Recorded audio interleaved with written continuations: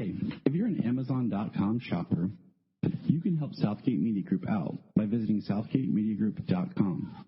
There you'll find a link to log into your Amazon account, and a % of your purchase will go to help support all the shows on Southgate Media Group. We also offer Patreon if you prefer that way, and any way you can help, we appreciate. Now, thank you, and enjoy the show. This is Dan Jurgens, and if you want to have a good time, keep listening to the Krypton Report. It's a bird! It's a plane!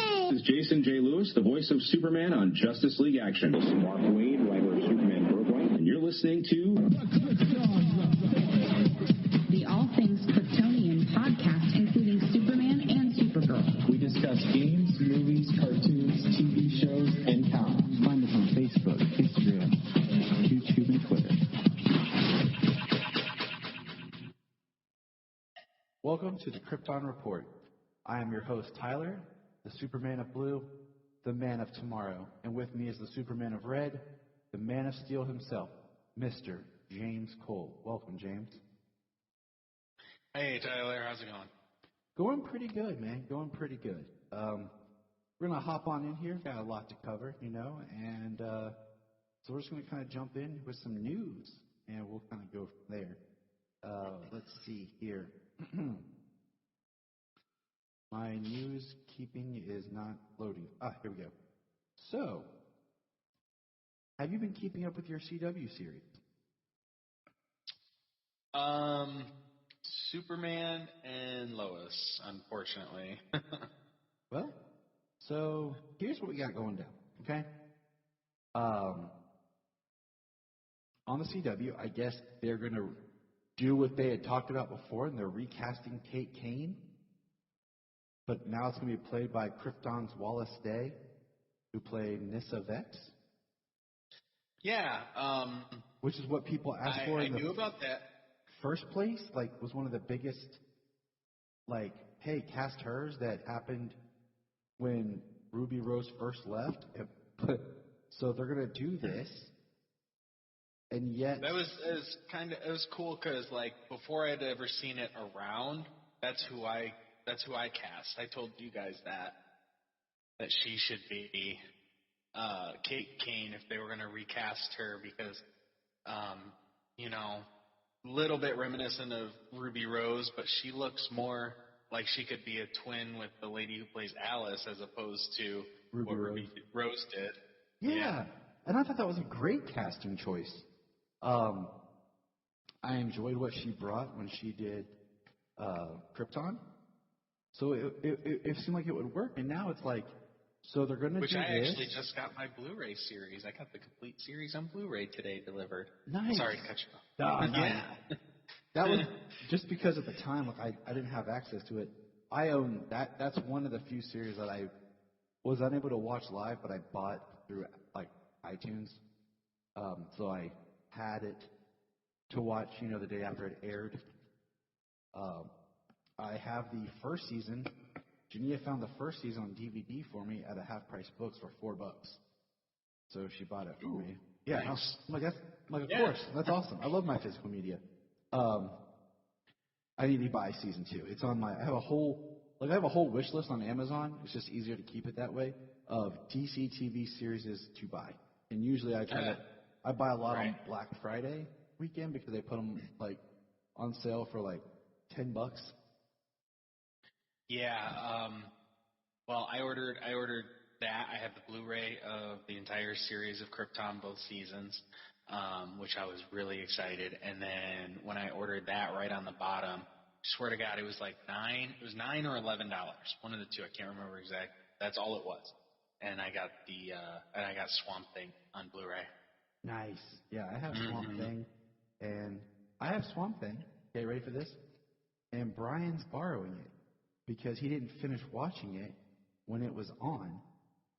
And then he's all well, I don't want to watch the CW because they edited it out. I'm like, well, you should have watched it the whole time you had it on, on DC Universe. That whole year you had it on DC Universe. I'm like, what were you watching, man? Yeah, absolutely. All there is comics, bro. That's all there is. There's nothing else to life. He's probably I'm gonna punch that dude in the face. I'm about for Batwoman, I think we're maybe 3 episodes behind on Batwoman now. I think the last one we watched was episode 4 or 5. I think 4. Well, Janine and I caught up the other night because we were up doing like odds and ends stuff, and we had it playing in the background to kind of catch up to. And it's like one of those shows like we tell us like you're so close to being good, but yet you do these things or make these choices. You're just kind of like, what are you choosing to do here? It's so weird. Excuse me. It's late, and I have children that are young. James has children that are a little bit more self-sufficient. So. Yes. So I am not permanently exhausted. I have made it past that point. But now I'm too old to. Now we're too old to enjoy it. Exactly. But I'm so baffled they're going to do this weird story with like a different Kate, or she's going to be alive, and yet Ryan's still going to be Batwoman. I just like that's really confusing. You know, like just kill off Kate. It's that simple. But we'll see. You know, we'll see how it goes. It's weird. Let's see. Also in Batwoman, this Sunday night's supposed to be the mid-season, and they're going to introduce Black Mask. We got our look at Black Mask. The actor is Peter Outerbridge will be Black Mask in Batwoman season 2. He looks pretty cool as Black Mask, I'm not gonna lie. So that's pretty exciting. The mask looked pretty cool. I haven't seen like a real close up of the mask, but I mean I can tell it's a black skull mask, so it doesn't look horrible. Let's see what other. Oh, here's some fun information. Ron. So jumping over. Okay, we're gonna. No wait. You know what? Never mind. Don't listen to me. I don't know what I'm talking about. You know what, James? How about you run the podcast? I'm going to bed. Staying on task.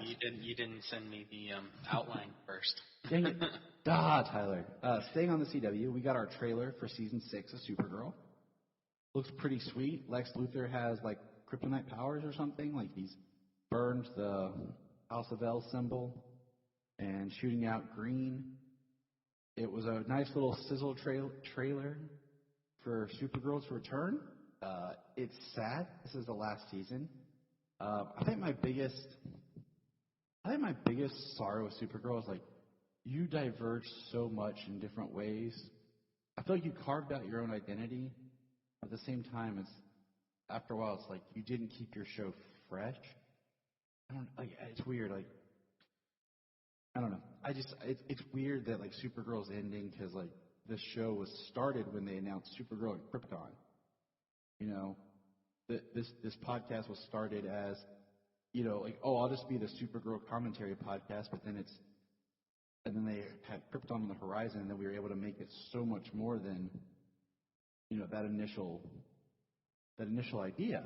And now here it is. It's ending. Krypton's ended, but you know, luckily we have Superman and Lois, and there's always Superman something to keep us going, you know. But that fresh newness. Yeah. So it's like a bittersweet kind of thing, you know. It is. You know, Supergirl's been pretty good for the most part. Like you said, they kind of they didn't step out of their comfort zone very much. So the series does a lot of it seems the same. You know, I mean the way they tackled issues and the way that they resolved the problems, things like that,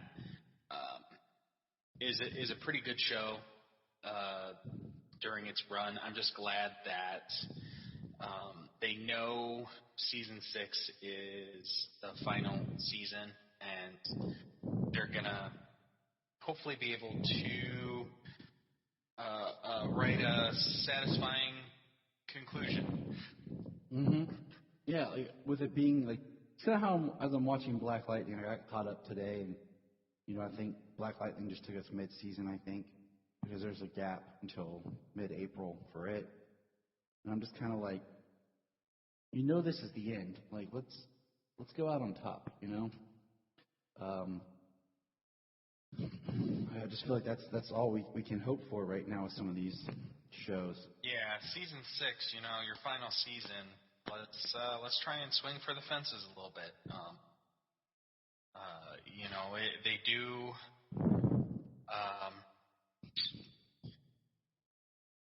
They do have a way of doing things, but we have a great Lex Luthor. Good Lena Luthor.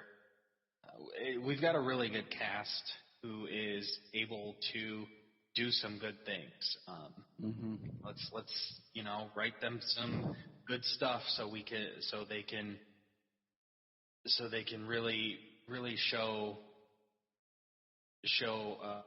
appreciation for their entirety of working on the show. Agreed. And then let's see. Now we're going to kind of travel over to the comic side. They announced we got some artwork for Superman and the Authority. Did you see this? I think I saw a cover image or something. Is about all I seen. An image of a Superman in what looks to be almost a Kingdom Come T-shirt. Right.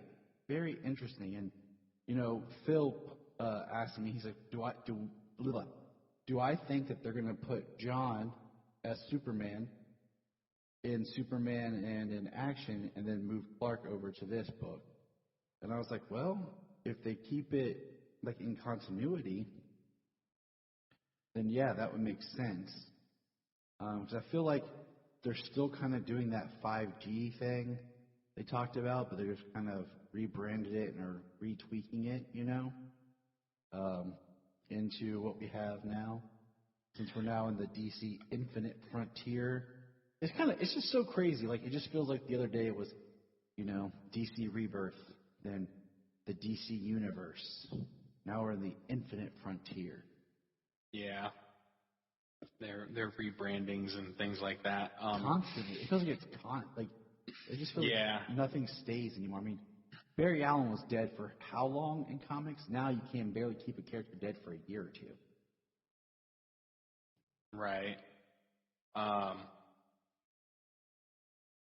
mean, at least, I don't know. I kind of like how they've gone from what the New 52 was, and they really grew, expanded DC, kind of gave us something new, and for the most part, as it is in comics, like organically brought us to where we are. Yeah. Being able to tell a lot of different stories.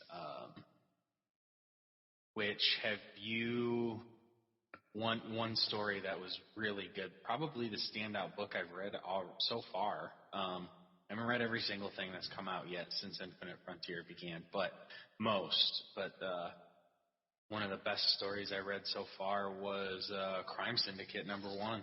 Did you read that? No, I have not. I picked up my pull to get caught back up, and I've been working on getting caught back up and getting my reading in place. Well, I spoke to I was talking to my comic shop guy, and he was, and I told him, he's like, oh, I didn't even see that. That it's kind of a mirror representation of the first story that the Justice League ever had. Their villain was in that. Starro. Exactly. And it's like a mirror version of that on Earth 3. Okay. All right. I mean, it definitely looked interesting, and it's just getting around to actually getting to read everything that I want to read. That's been part of the hardest part. So. All right. It's probably been one of the more interesting stories that's come out so far. Now we're going to jump over to the live-action film side of DC here.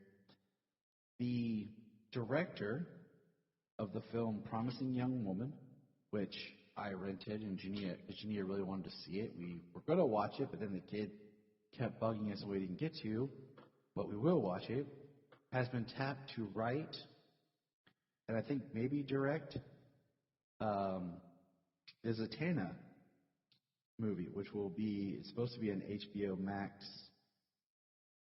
film. Her name is Emerald Fennell. So, all right, cool. It's got some motion behind it. Zatanna's a character I've definitely been, championing for a long time. But I think, first of all, she's an awesome character. Second of all, it opens up that magic side of DC that we've barely even touched. With Constantine we had, and two characters I think that were extremely easy to bring into the Arrowverse. They never did was The Question and Zatanna, and they never did.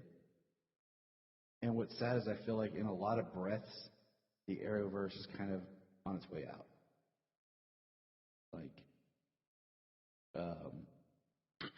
Yeah, it doesn't seem that, I don't know, maybe it's just the way of the world, but it just doesn't seem that has the agency that it used to. It seems like after Crisis and everything, it just kind of, we built it up, for Crisis, and then we were all excited, and then, the crossovers are gone, Arrow's gone now, we're going to lose Black Lightning and Supergirl. Batwoman has not even referenced anything because our Batwoman doesn't know anybody. Superman, Lois, part of me is wondering, okay, if Superman and Lois maybe takes place a little bit more in the future as far as maybe it takes place after the events of Supergirl season 6. I'm kind of wondering if maybe there'll be some reference or something, with, because I'll be very upset if there's not some sort of dialogue crossover between the two shows at some point. Mm-hmm. So that's kind of been on my brain a little bit. And, Stargirl's still strong, but that's still technically on the new Earth too, so she's yet to come crossover. Flash is on the uptick, because technically as of this week they started their official season 8, is how I'm calling it. So we have that, but it just feels like a lot of that power that was there is just kind of fizzled. None of the new shows really seem like they're going to be that strong as far as bringing things together. But we'll see. I'm saying we could be just in that weird second phase type thing. We'll see. We'll see what happens. But back to the films here. In I don't want to say surprising move, but I guess this will work, but I'm still really bummed, is Ron Livingston has been cast to be Henry Allen for the Flash movie to replace Billy Crudup.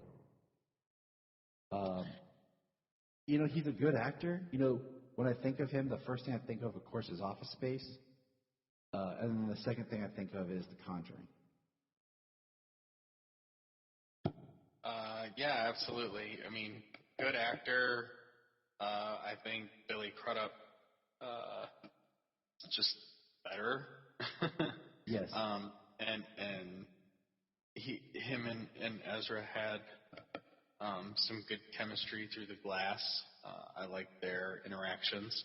So it's sad to see him get replaced, especially if it's just because of scheduling. So, they've also cast. I'm not gonna hate on it.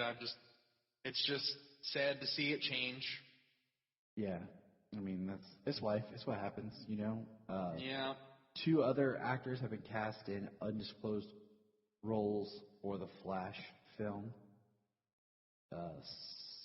Sarosa Monica Jackson and internet personality Rudy Mancuso are in undisclosed roles for the Flash movie, as well as they cast a young version of Barry. I'm like, okay, that's cool. It's cool.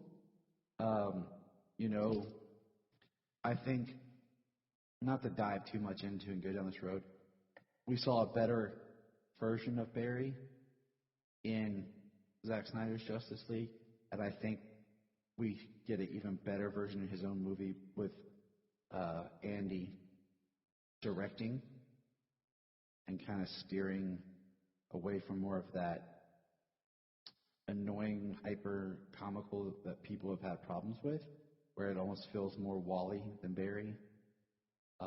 So I'm optimistic. I'm always optimistic. Hey, I'm always the one who's championing things and always hoping for the best for my DC characters. So we'll see. We'll see. No, I agree.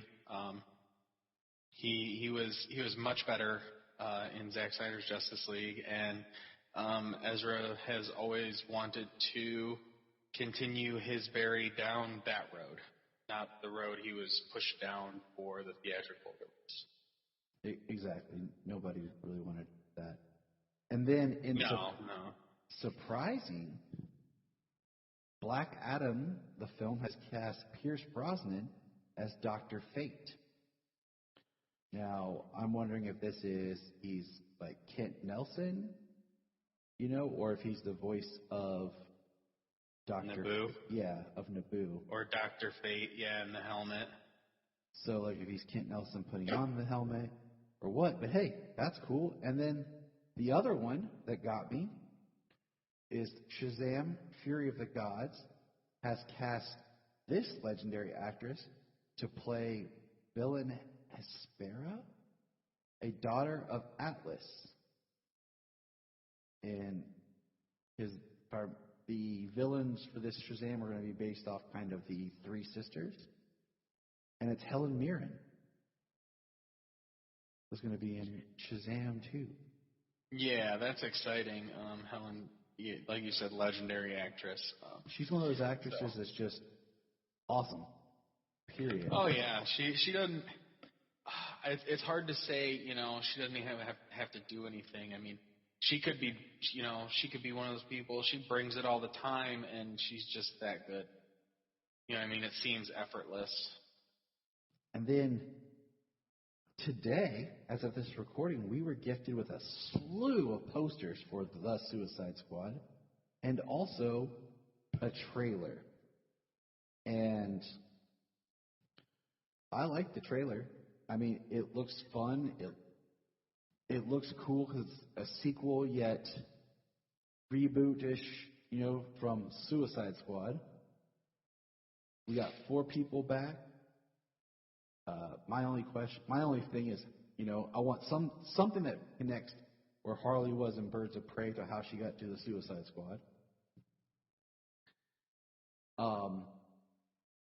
Did you think it was gonna be rated R? Yeah. Like after this trailer, I know it's rated R. But before this, did you think it was rated R? Well, I assumed as much. The Suicide Squad is ripe for that. It is. James Gunn is ripe for that as well. More of his work is than isn't. And I mean, just from that, but they said that it was going to be an R. See, that was my thing. I think somebody even said hard R at some point, which after this trailer, you can tell it's going to be a hard R film. And my concern is always the same thing. Like, you're putting Harley Quinn in another R movie. Harley Quinn sells to, and she sells to children. It's crazy to say that, but she does. She's just a fun character, There's so many ways that Harley can be such a fun character for children. Yeah. As they get older, they can learn to understand where she came from and the complexities of her character through all the psychological aspects that make up her character. But she's really easy to be able to make for children, and then she's really easy because of where she came from, and her boyfriend, the Joker. I mean, to see Harley be a hard R character as well. Yeah. She's a very versatile character in her short time. She's branched gaps with different iterations of her character, from being the child-friendly that your toddler could watch to being this hard R, foul-mouth character, murderous character, you know? Exactly. So let's just kind of talk, high points for the trailer. One, we saw King Shark eat somebody and tear somebody in half. I like it if you started with that.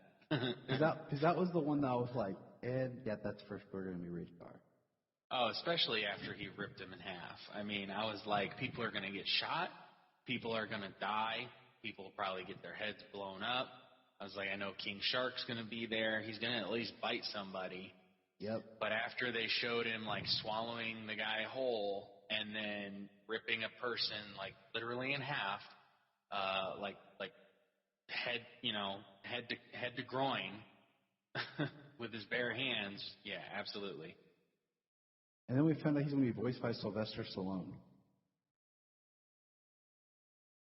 And I was like, okay. Definitely, like, it's kind of cool, but at the same time, it's not how I picture King Shark. Well, I think people, and only recently now, expect King Shark to be this Ron Funches comedic character. You know what I mean? People see one version and they get stuck to it. We know that all too well. But, I mean, my thing is just Sylvester Stallone just has that, like, you hear it, you're like, oh, that's Sylvester Stallone. You know? Right. It's not like an Alan Tudyk where, like, the dude's in everything and you don't even know it's him. Like, well, you know what? They subverted so hard. I mean, they've got Aggie, Steve Aggie for the motion capture. mm-hmm. And people were like, well, is he going to be the voice too? And then they got Taika, and they're like, oh, Taika does voices. Taika's going to be him. All because they're picturing King Shark in this movie to be Ron Funches from the Harley Quinn show. Which is the best. I mean, yeah, he's absolutely hilarious.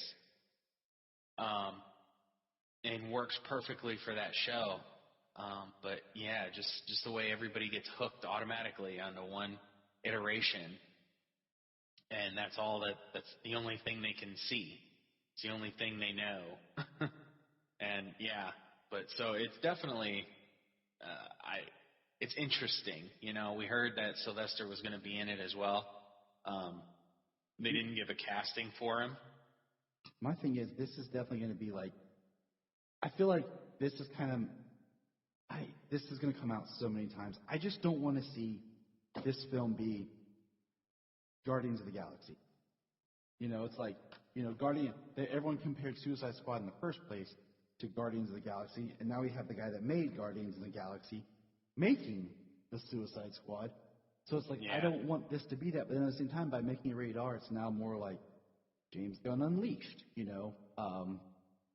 Yeah, I agree. I don't want it to be Guardians of the Galaxy. I don't want. We're gonna like the characters because that's how they're gonna make them appealing.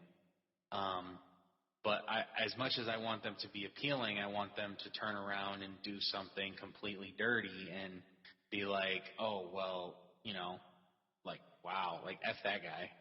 I'm bummed that Katana's not back in some way. Like maybe she'll make a cameo. Who knows? Because that was like she was a good guy character. You know what I'm saying? That was part of the team, but wasn't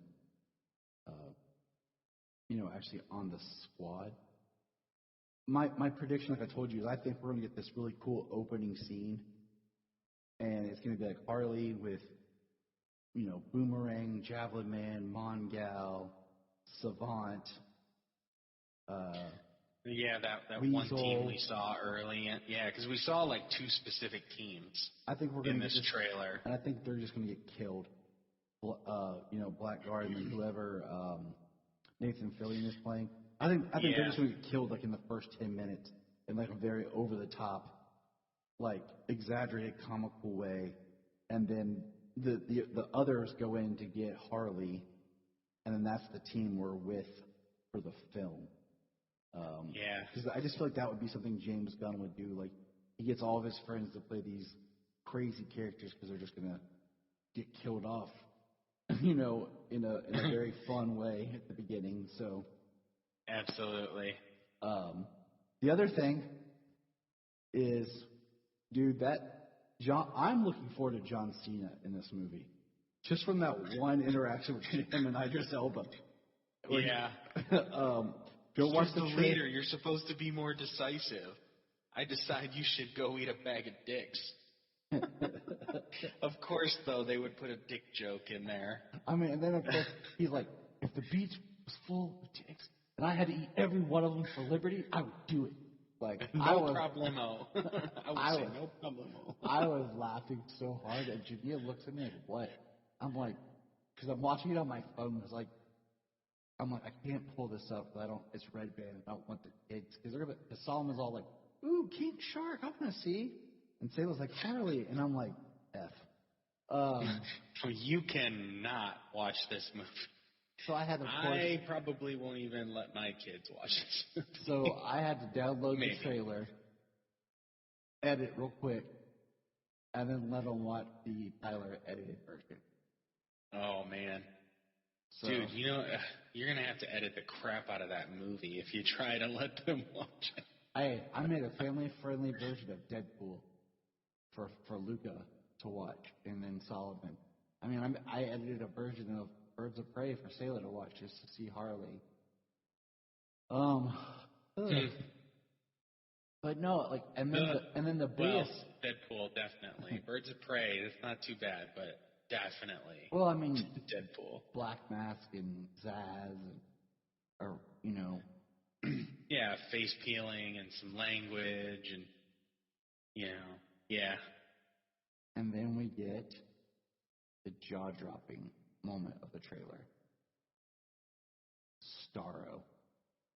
Like, the guy says, we have a kaiju, and it pans, and we see, like, security footage of Starro. And I was just like, what?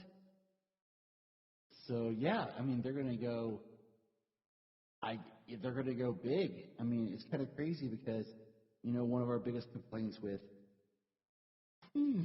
Suicide Squad was just that the team is like the Dirty Dozen and more ground level, and then they were fighting Enchantress.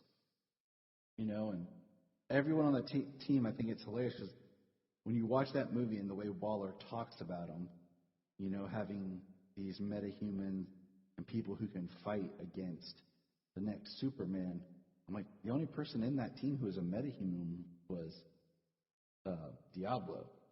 And then you can argue Killer Croc or not, but it's just interesting to me. Yeah, no. And of course, that Boomerang's was back, too big. I mean, Starro's a big threat too, but it's still a creature. It's still a living thing that they could have some semblance of with creativity to take down to stop it. Yeah. And then Boomerang, of course, he's in that opening from that team, so we might actually lose Captain Boomerang pretty quickly as like that character of, oh look, even if you're returning, you're not safe. Here's the one you knew, he's dead. Yeah, right. Which will be disappointing if that happens. Yeah, because I like Boomerang, and I feel like under Gunn, I feel like under Gunn we'd get an even better Boomerang. Yeah, he'd be pure trash. All right. So last thing before we jump into this week's Superman and Lois, let me pose a question at you I've been thinking about. It has been a week since we had Zack Snyder's Justice League. Is there anything that you liked about the theatrical that's not in Zack Snyder's Justice League? Oh, anything that I liked, anything that's a standout.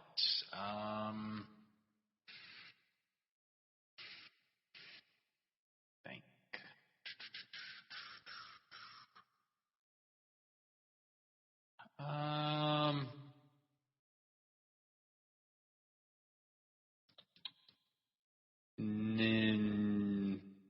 No. Nothing that I'm like missing that wasn't there. Because I just feel that the characterizations were better. That there wasn't forced internal conflict. Everybody had their own internal conflict that they didn't force it into the team, you know? I mean, I was thinking about it, and I mean, not only did Joss recycle the Barry falling on Wonder Woman from Age of Ultron. Well, I mean, I'm not recycled saying like the movie. I'm just saying like there's any parts like there's like little things like I liked in that. You know, I was just thinking like there's some of the music tracks that I like from Elfman's score.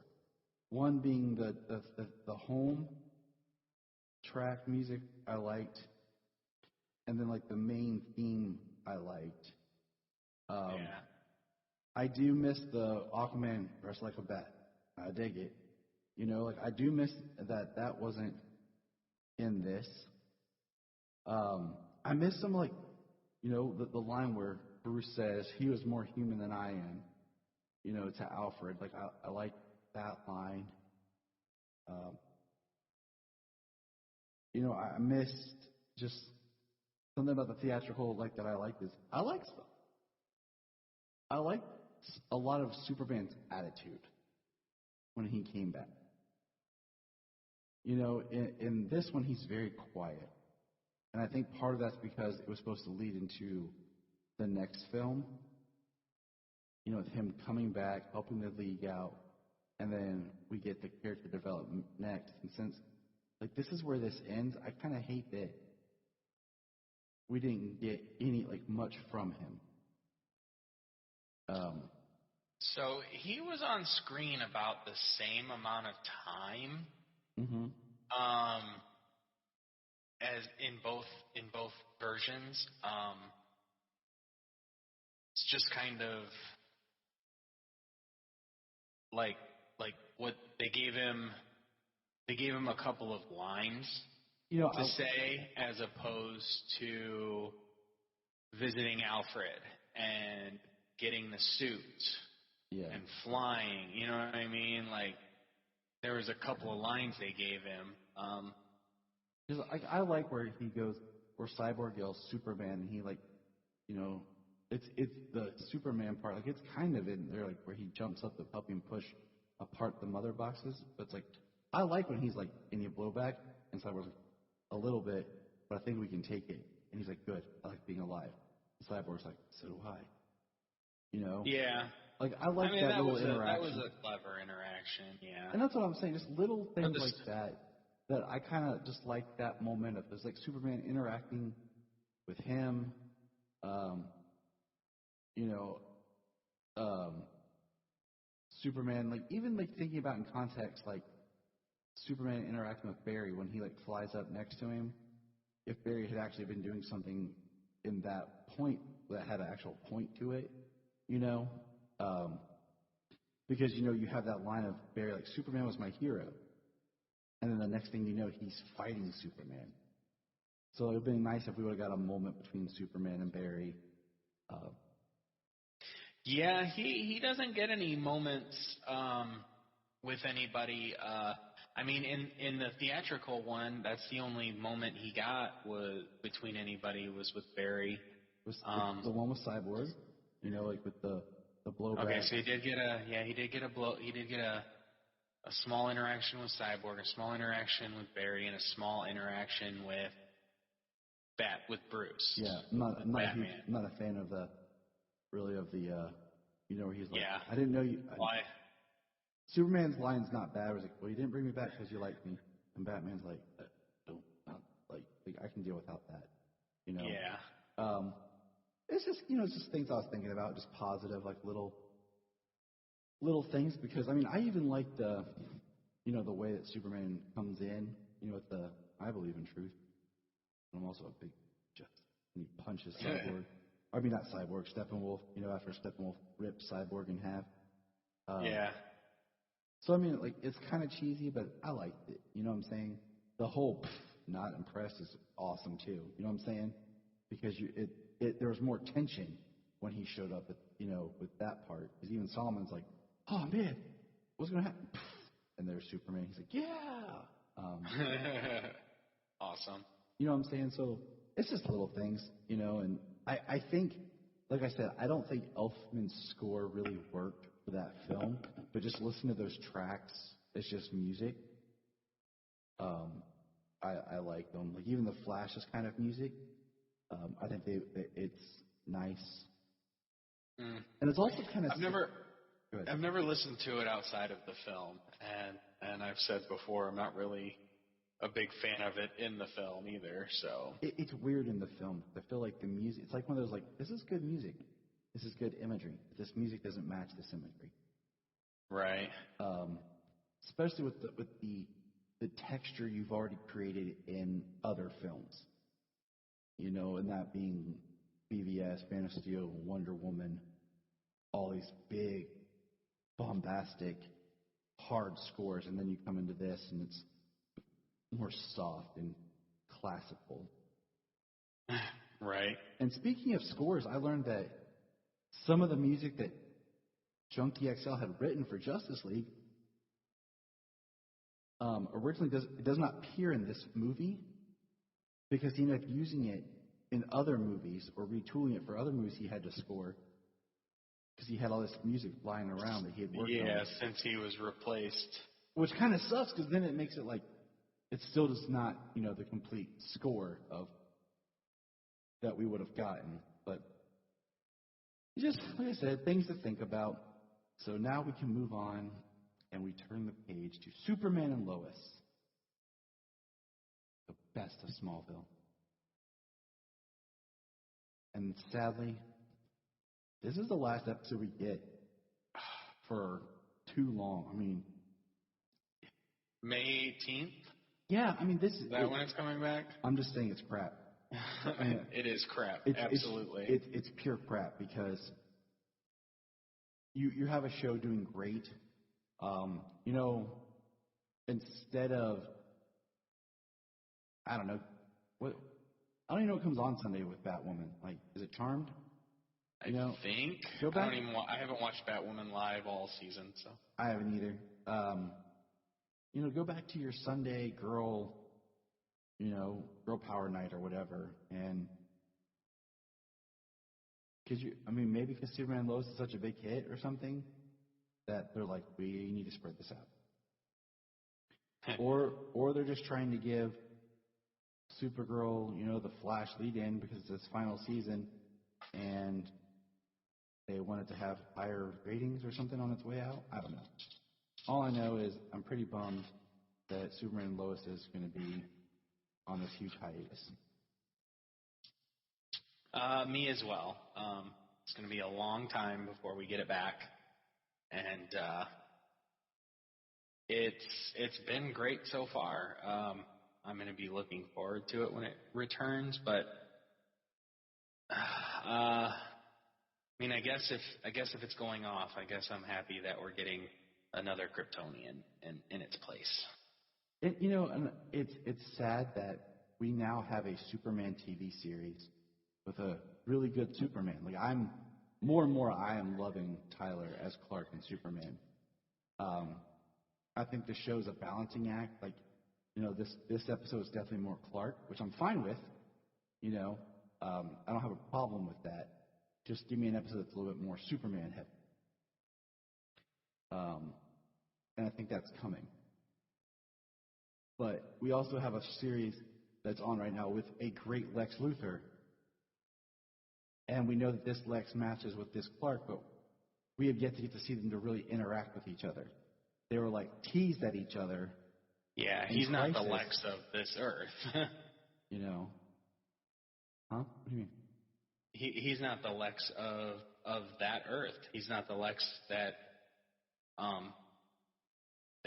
Tyler's Clark knows. What about John Cryer? Oh, I'm sorry. I knew you were talking about John Cryer, and then I was like the one he's against right now. Yeah. Sorry. Apparently, I moved forward too fast. Yeah, you're in my next step. What I was going to say is, Yeah. what I was saying is, we have John Cryer over on Supergirl, who's supposed to be Tyler's Lex Luthor, and they kind of like had this like stare off in Crisis, but they're not together. The Luthor we're getting is from a pre-Crisis Earth, I guess, is what we were told. But that's going to be the Luthor that Clark's up against. Yeah. And I'm just like,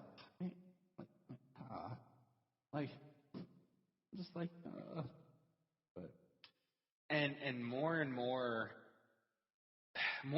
this Lex is very compelling because of what we learn in this episode. And I'm not going to give all that away. Jumping all the way to the friggin' end, but just he's not a villain, per se. Like he was what seems to be a good guy where he came from. So yeah, I mean, we'll get into that. So yeah, are you ready we'll to discuss Superman and Lois? The best of Smallville? I think I'm ready. I think I'm trying to jump in before we get started. James is like, Tyler, shut up and just let me talk. I am now the person that everyone wants to hear talk. All right, James, take over. Bye, buddy. Hope you find your dad. All right. So, a summary. As Smallville celebrates its first harvest festival since Martha's passing, Clark is reminded what his mother meant to him and learns a lesson that will help him move past her death. Meanwhile, Lois makes a breakthrough in the investigation of Morgan Edge. Kyle tries to reconnect with Lana, but it seems like he might be falling back into his old ways. And meanwhile, Jonathan and Jordan both take steps forward in their lives. So this episode, I really liked this episode. Now, how many times did you watch it? I've seen it twice. Okay. I didn't notice this as an extended episode unless I missed a scene. I watched it live, and then I watched my digital purchase. I didn't see any additional scenes. Did you notice anything? No, I watched it live as well, and nothing stood out to me this time around. Yeah, so I don't know if there was anything in this one or not. Or if it was so small that we blinked and we missed it. That could happen. Yeah. Like I said, there was nothing that stood out to me as an extended scene, a missing scene. So this episode actually is structured different as well. When it opens, we have narration by Clark. And we see Superman in action on the TV. We find out there's been a lot of Superman action in around Metropolis. And we see him, like, gathering corn on the farm. And we have Clark talking about fall and his favorite time to be in Smallville. And it was really cool because I like the narration. I like it from Clark's point of view. This was the episode that I thought, and I kind of feared that my theory about Clark, kind of having the moment where he realizes Smallville isn't his Smallville anymore. I was like, man, it's going to happen in this. And it didn't. So that was nice. Yeah. In the opening, a couple of things that I noticed was, so when, last episode we got the fallout, the Clark not being, Superman not being in Metropolis, flying around, being noticed. So when I saw that in the beginning, I thought, uptick in Superman activity, like he's trying to be out there and be seen a little more, because of what happened. And then, how excited he was for everything at the Harvest Fest, the giving and the helping, of other people. and then the chocolate covered bacon. He was really excited about that. Mm-hmm. So Tyler did a great job, just like being this giddy guy, just remembering, just loving the stuff from when he was younger in Smallville, and that was fantastic. His just, I don't want to say excitement, like his incitement, enthusiasm just made it. Right.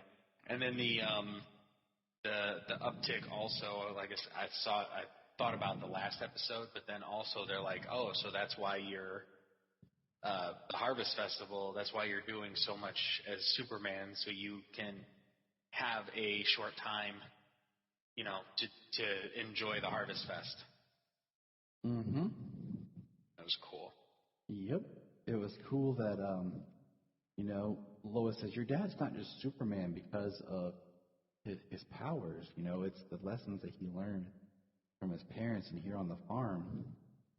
So I like that. We found out that Smallville was established in 1940, which I thought was weird. Why not just make Smallville established 1938? Yeah. You know what I'm saying? Like, seriously?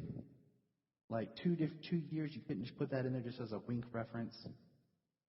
When did Smallville actually become a place? Because it'd be interesting if 1940 was when Smallville actually was created for Superman. That would be interesting. It probably is. You know what I'm saying? Like, it probably is. I just was like, most people aren't going to know that, but you say the 1938 and they'll be like, yeah. Superman! And then you're like, da-da-da. So, it just was one of those, like, you could have blown people's minds. But whatever, it's all good. We find out that Eliza is coming down to see Jonathan, girlfriend. And I thought this was interesting as a duality between the twins. Sarah asked Jordan on a date to the Harvest Fest. And as soon as she does that, Eliza calls Jonathan and breaks up with him. Yeah. Like, I'm sorry to stall that for one moment. 1949 was the first time Smallville was ever named Superboy Volume 1. See, Superboy did more for Superman comics than people realized. And a lot of that was written by Jerry Siegel, but his name wasn't on it because DC Comics would not allow him to put his name on it. And that's a whole other history that we've touched on before. But just John got the, like I say, he's been getting the short end of the stick, and it really, everything in his life has now pretty much fallen apart by this episode. Now that his girlfriend broke up with him. So with this episode, do you want to go beat by beat, or do you want to kind of go character by, like, through the characters? I think we go beat by beat this time. Yeah, I do too. I think this episode works better that way. I think so as well. I think last episode was really good doing it, how we did it, characters and plot points and how it went. I think beat by beat will work best this time. So we also learned that, Lois gets a phone call that Derek Powell is back.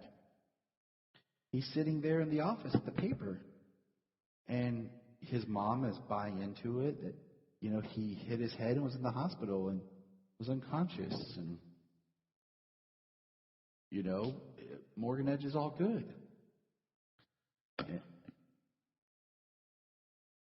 Excuse me. Yeah, which the editor of the Smallville Gazette, I forget her first name, but so she do was, I. Is it Chrissy? Beppo, Christy. Yeah. But she was what, Beppo? Yeah. Beppo. Yeah, she was not happy about that. She said, was it Morgan Edge sent somebody to kill you, and now everything's okay? He can't remember or forget or nothing, He's like, oh, I'm good. And it's just like, okay, that's weird. Yeah, they're not having it though. They're like those answers that story sound very rehearsed. Rehearsed, scripted, however you want to say it, it sounds false. And believe me, I know what false sounds like because Lois Lane deals with it all the time. So our next thing is we get Clark rummaging through stuff, and we get a flashback. And it's young Clark on the farm. It's a year after Jonathan dies, and he's trying on a shirt. And he has it's like a bowling looking shirt, right? He's trying on, and Jania just looks at me and looks at the kids because if the kids are good, we let them stay up and watch this with us. Usually they'd be in bed, but on Tuesday night, especially this Tuesday, because they gave a special trailer for Kong and Godzilla with Superman and Lois. And Solomon's worshiping and in love with Kong and Godzilla. And so Jania looks at the kids and your dad used to wear shirts like that. And I'm like, yes, I did, kids. And they're like, what? And I'm like, I will find you pictures. I have all kinds of bowling-esque shirts, lounge shirts and everything. And what's funny is he goes, I guess I'll just stick to flannel. That's what he says. And I laugh because I'm like, I used to wear a lot of flannel. And then, I kind of did these bowling lounge-esque. If you remember the band Lit, I really loved their, style. So, I wore a lot of clothes that were similar to them when I was, in high school and stuff. And okay. I have to find pictures. They're hilarious, but I still look awesome. I don't care. But then, I just kind of, went back to just wearing, flannel. So when he's like, I guess I'll just stick to flannel, I'm just laughing, and Jania's laughing, and the kids are, laughing, but they don't know why they're laughing. They're just right. Okay. But, Clark hears people stealing, and I thought it was very interesting. He does something Tom Welling never thought about doing. He runs into the alley, and he has, a ski mask on. And he tells the people to put the stuff, take it off the truck, and return it. And then the guy pulls a gun, and Clark moves around, takes the gun, breaks it in half. And they're like, okay, we'll put it back. Put it all back. But did you catch the line where Ma says, is Lana still dating that Cushing boy? Yes. And I was like, dang, Lana, you've been with this bro for how long? Yep, she's been with her high school sweetheart. I think there was a short time when she left because she said she came back to Smallville to help people. Yeah. So I think we're going to explore some of Lana's life and what she did and where she maybe went and tried to do and what brought her back. But I thought that was really interesting.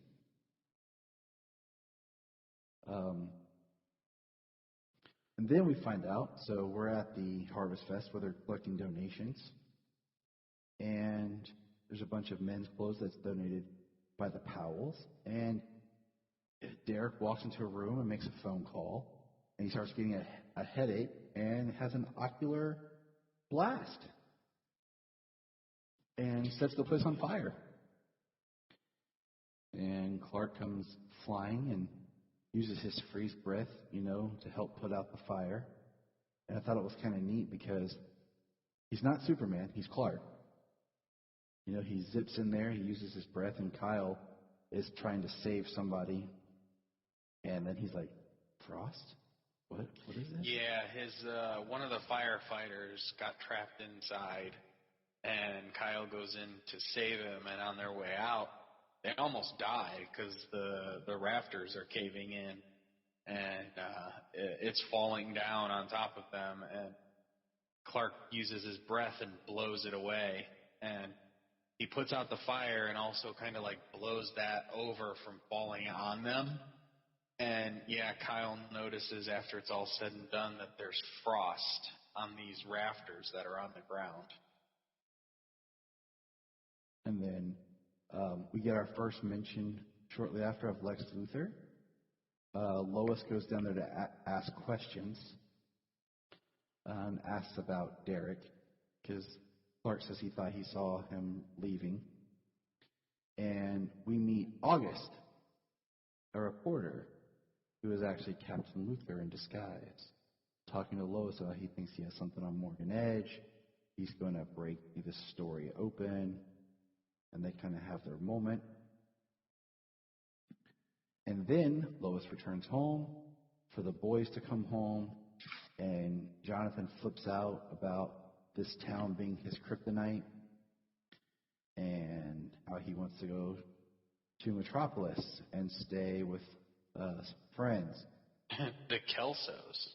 Right. And all I could think about was Michael Kelso. And his brother, Casey Kelso. So yeah. Luke Wilson and Ashton Kutcher. Like, right. That's what I was thinking of. I'm like, yep. That's why I was like, no, you cannot go stay at Kelso's. Like, nobody wants to go stay at the Kelso's. Like, that's a dangerous place to live. burn. Burn. Absolutely. They call me Mike now from a police officer with my mustache. A mustache. And then, so Lois gets a call, but I'll go there in a second. What I really like is when Clark's connection with Jordan, when he's like, he's got a date. He's like, really? Yeah. Like that excitement for his son. And, I think so far he's doing a good job, especially in this episode of like the balancing act of trying not to show the favoritism over one child to the other. You and I both have a boy and a girl. And sometimes like that, it can go where you feel like maybe you're favoring one child over the other or something. Yeah. I think sometimes I feel like I favor Salo sometimes more just because she's my little girl, but like she's younger and she clings to me a lot. Like, yeah. I understand that feeling. Like, my kids were really close together, so they were they were the same pretty much, so when they started, they both started to detach at the hip, detach from the hip at the same time. How many years are between them? 1. Okay, I thought so. I was like, my kids are only 2 years apart. I was like, aren't yours 1 year? Yeah, 370 days. Wow, you got that down to some math. Yeah. Math. I'm giving you math. You're giving me math. Yes, I was like, I hope he gets this. He's good at stuff too, numbers and stuff. Giving me math. Yep. Chandler Bing.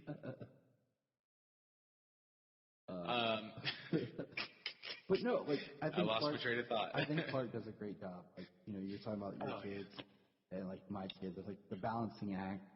Because we're kind of going beat by beat, but his interaction with Jonathan later, I liked it. Yeah, he's doing a really good job of being a father, of like, he's like the ultimate. He's like one of the ultimate outsiders, So, like, he has more in common with both of his kids than either of them realize or want to realize. Because which doesn't give them a pass, but yeah, he's doing a really good job as a father, and it's nice to see him reaching the boys at different times. And I love the way that he. The last thing I'm gonna say real quick. I love the way that he gets to be. He gets to be Clark. He just gets to be giddy when he wants to be. You know what hopeful, I mean? Enthusiastic. Like, he's serious. He's a father. He's hopeful, and he's enthusiastic. And he just sometimes seems like that small town farm boy, and that's awesome. Like, he gets to be Clark Kent the whole time, and it's really awesome to see. I mean, he does that. Like, he tries to tell us something. I know what you're going through. There was a time in my life, like, they cut him off, like, and don't let him talk. And we get another flashback shortly after that beat where he's talking to his mom. He does the line like, I was sent here for a reason, and it wasn't to be Martha Kent's son. And I don't want to skip ahead too much, but basically, what the heck? We find out that Clark left. And the way he words it, I'm thinking it was around maybe 16. Like it felt young, maybe 18. He says a couple years older than you guys. They're 14, so that'd be like 16, 17. I assumed, that's what I was kind of assuming, 16, 17. And I'm wondering if that's when he did his Fortress of Solitude type stuff, journey, because we see Martha come to him and give him a sunstone. Yeah, and it looks just like the one that Jordan grabbed or took or whatever in the pilot that still hasn't been acknowledged. So in this, it's like a red sunstone instead of being like a green crystal. That's what I'm thinking.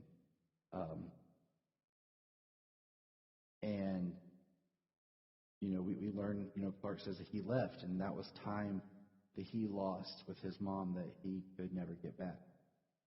And it's powerful.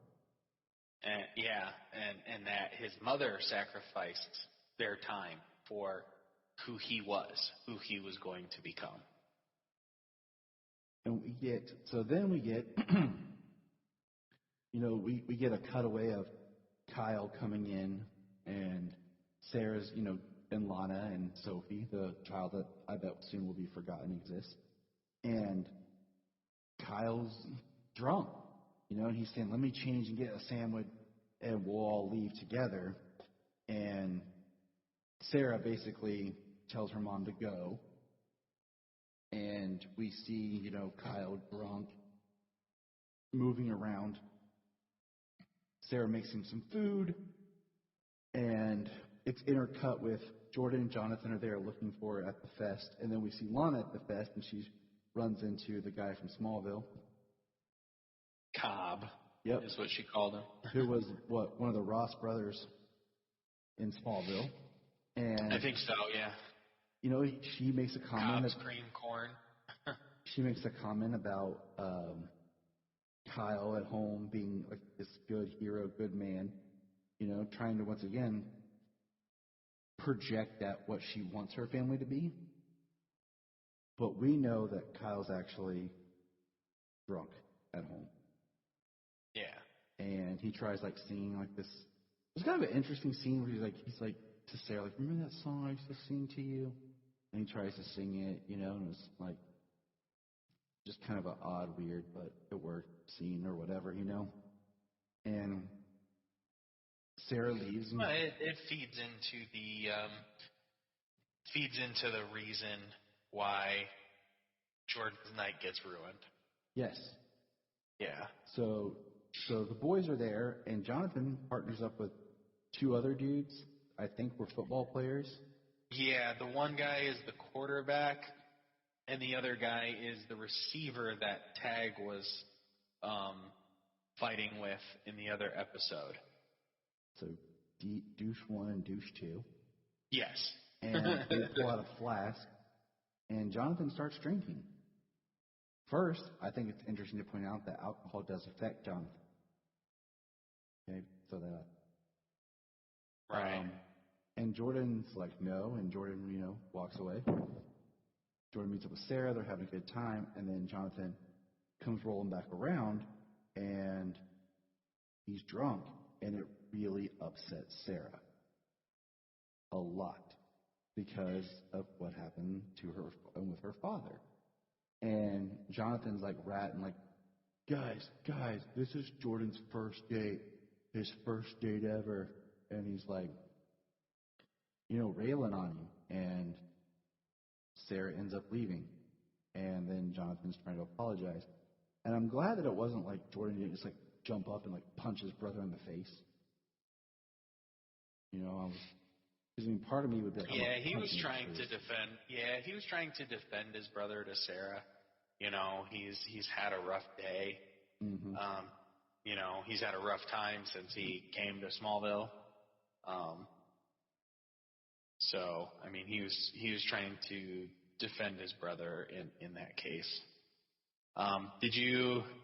So I expanded and I follow some of the other people from the show on Twitter, and Jordan, the guy who plays Jonathan, he had a little video of one of the assistants or whatever smacking his cheeks to make him red, so he looked, so his cheeks were red and flush when he was supposed to be playing drunk. That's funny. Yeah. That's funny. So we have this going on. This is going on, and then they're walking. We get a nice scene of Clark and Lois talking and eating. And then, I got sad for a moment watching this because I was like, in Circleville, where I live, we worship the Great Pumpkin, which, if you want to tie it in, the guy who plays Jordan voiced Linus in the Peanuts movie that came out a few years ago. Fucking heck. Oh, interesting. And, we have the pumpkin show. We didn't have it this past year because of COVID. And I always love pumpkin show just for the idea of everyone out, the carnival, the fall weather, the food, pumpkin pie. So it's been exciting. So I'm sitting there watching this and I'm just like, man, I miss that. I miss. And Janine even goes, it's so weird to see people in these shows that are new in groups not wearing masks. And I'm like, yeah, it kind of is. But at the same time, it's not. At the same time, I don't know. But I was like, well, the protocols that they have to go through. I mean, they go through if they're going to be in close proximity up there, for these shows and stuff. All those actors, all those extras, they get tested on a regular basis, as well as rapid tests, on a daily basis whenever they're going to be on set with people. So, yeah, the COVID protocols are pretty strict when it comes to these people being in proximity and not wearing masks and things like that. It's just I miss until we get what they're calling the herd immunity developed, where a larger majority of people are largely immune to the virus. Yeah. That it's kind of run its course and kind of goes in and out like the flu. Yay. Yeah, that's what they're looking for.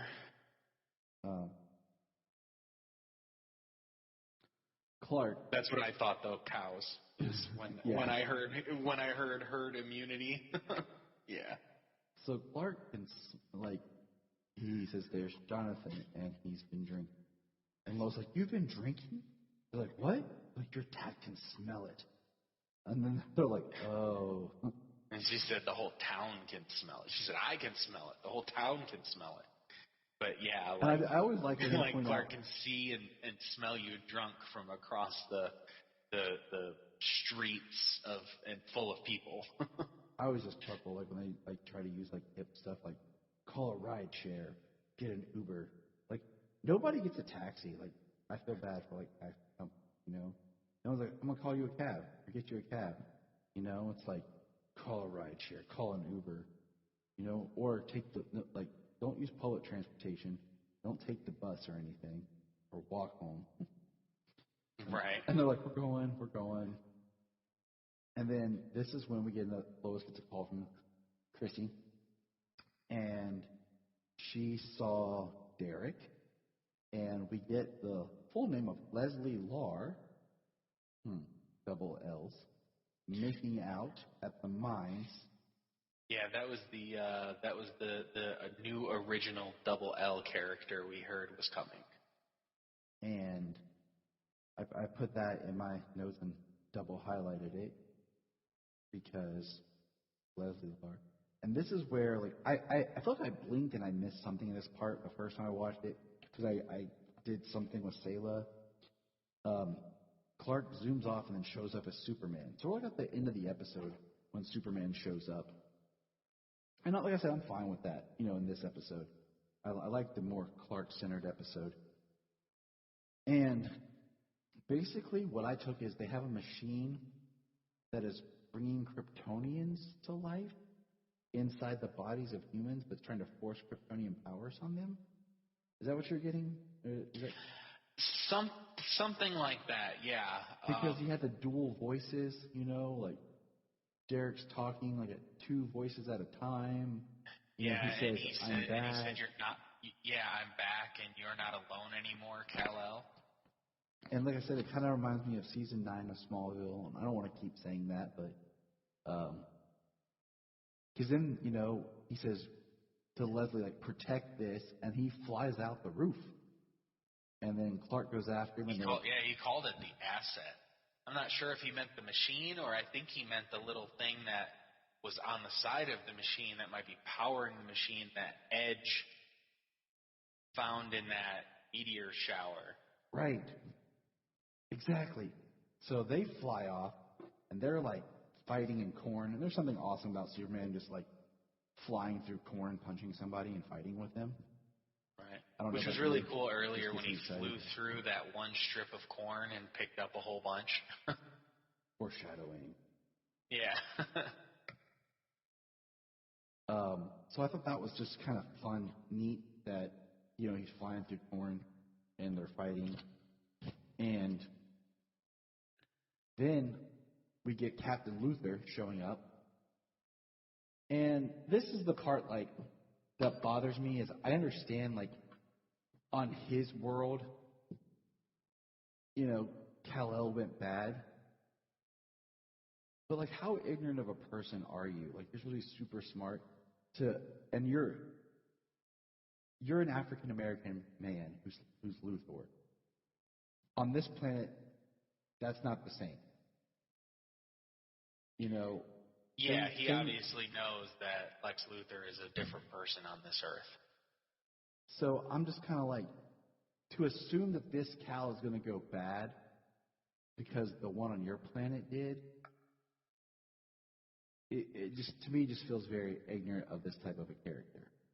Yeah, he's very blinded by his hatred more than typical Luthor is.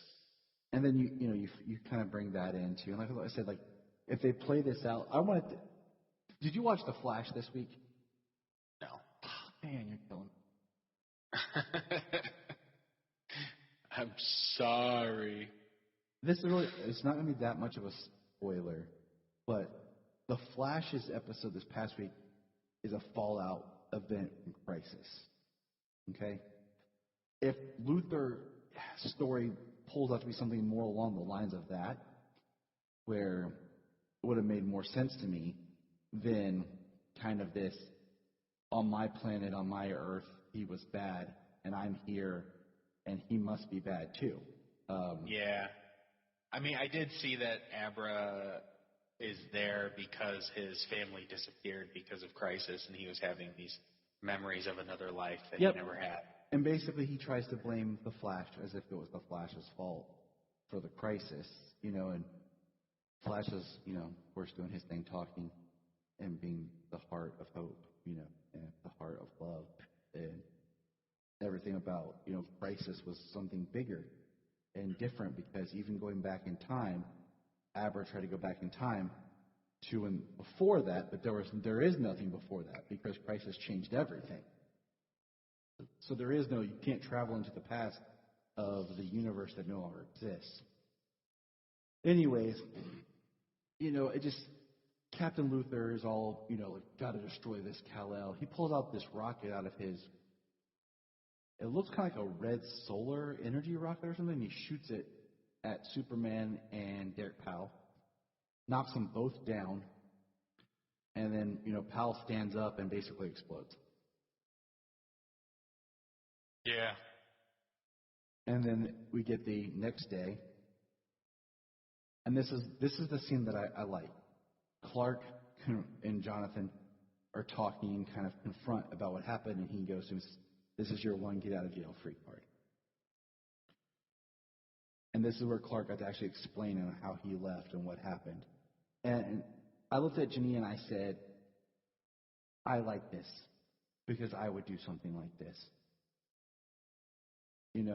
I would try to put myself in my child's place. I would be upset that they were drinking because that's illegal and that's dangerous and all that. But as far as like their attitude and everything, they know that what they've done is wrong. Trying to give them a little slack for the situation that they're in and been put in. Right. Yeah. I mean, I was brought up being expected to do those types of things. When you become a teenager and you're hanging out with friends and stuff, you're going to smoke, you're going to drink, but understanding consequences, responsibility. If you do that type of stuff, you know what I mean. Yeah. So it's not like it was the end of the world if it happened, but also obviously parents get upset, but they're not surprised.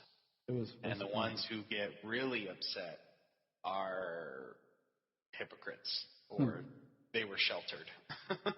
Solomon goes, Dad, when I'm grown up and older, can I drink?